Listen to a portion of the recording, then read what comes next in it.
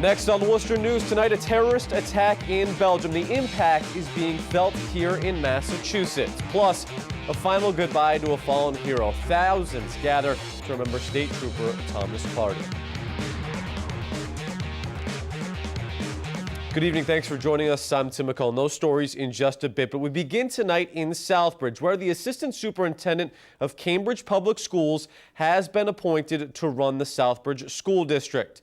Jessica Heisengo will take over the town's schools beginning May 2nd. The move comes 2 months after the State Board of Elementary and Secondary Education voted to place the Southbridge Public Schools into receivership.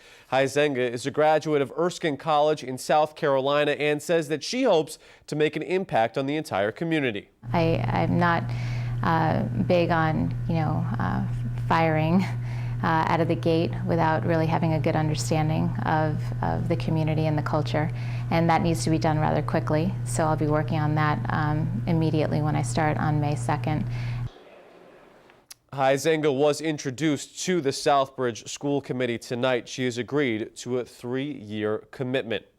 Thousands of police officers joined family and friends today for Trooper Thomas Clardy's funeral.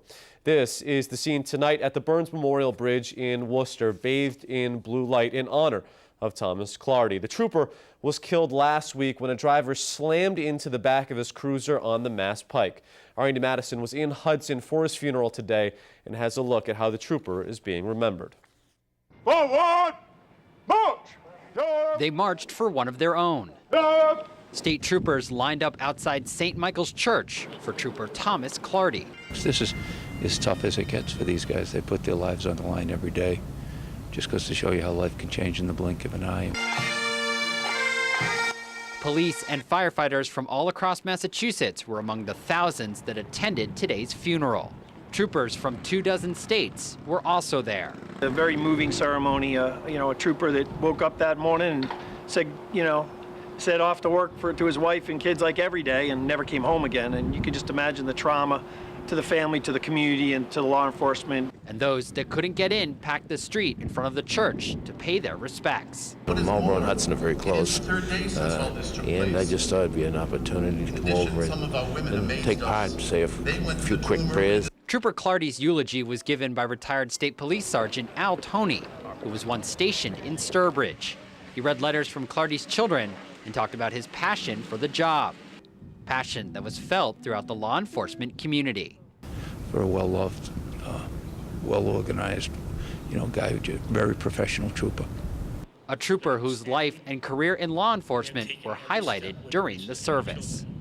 In the blueness of the sky and in the warmth of the summer, Tom, we remember you. For you are now a part of us, and we remember you. Always remembered, never forgotten. Well, as mentioned, Trooper Clardy's former boss delivered a moving eulogy at the funeral. Retired State Police Sergeant Al Toney read messages from Clardy's children and recalled a man who was admired. If Tom said to me, Sarge, I want to be just like you, I go, negative, Trooper Clardy. We all aspire to be just like you. I love you, Tom. Clardy was buried at St. Michael's Cemetery in Hudson. Signs of respect for Trooper Clardy could be found on social media from all around Central Mass and the state Tuesday as well. Uxbridge Dispatch posting this video on Facebook of a tribute to Trooper Clardy that could be heard over the scanner. Station here, Cruise 265E, Code 4. Trooper Clardy, rest in peace, my friend. The Worcester Fire Department tweeting out this video of the current recruit class taking part in a moment of silence, followed by a salute to Trooper Clardy.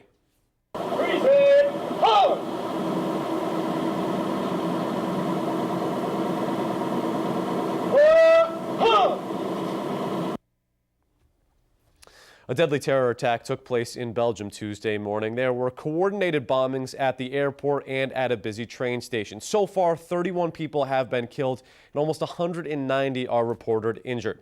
The attack is being felt closer to home. Tonight, our Olivia Lemon has the reaction from local commuters.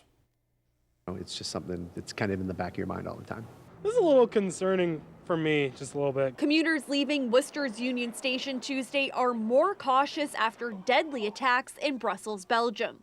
The coordinated bombings took place at the Brussels airport and at a busy train station Tuesday morning. People just need to be aware of their surroundings and the people that are around them, and anything suspicious, obviously report it to authorities that are there. Commuters say the attacks are concerning, but it will not stop them from using public transportation. You always really want to pay attention to your surroundings. Just really want to make sure that you're staying safe on the trains as well. Make sure that everyone around you is also aware of the situations. Belgium federal prosecutors say one of the two explosions at the airport was likely caused by a suicide bomber, and all 3 blasts were acts of terrorism.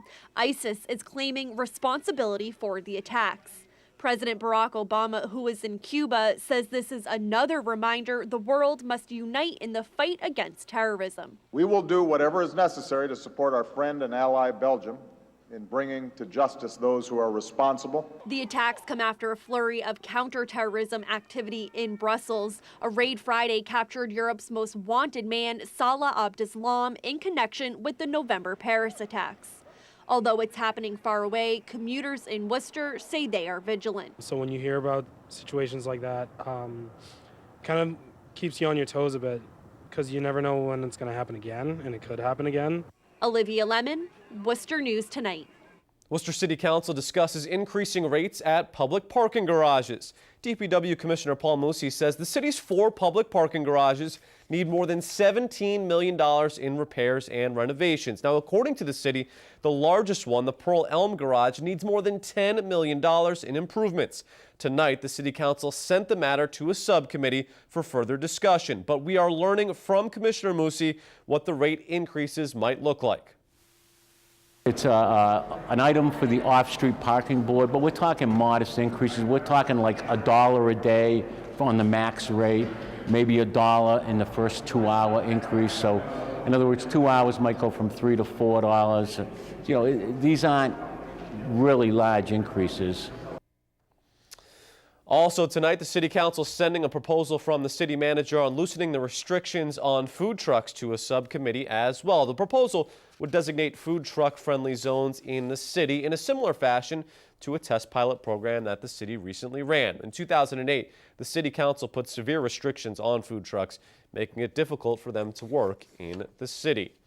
Well, the 8th Annual Student Wellness Conference took place at Worcester State University Tuesday. The main speaker has played on NFL teams. He encouraged students to not allow negative circumstances to keep them from their dreams. Our Brittany Schaefer was there and has more. Everybody else gets to go to high school. You never know what matters in life until things start getting taken away from you. NFL player Sean Louiso shared his success story with hundreds of student leaders, admitting that one mistake can ruin your life. Charging you as an adult, we're charging you with a felony.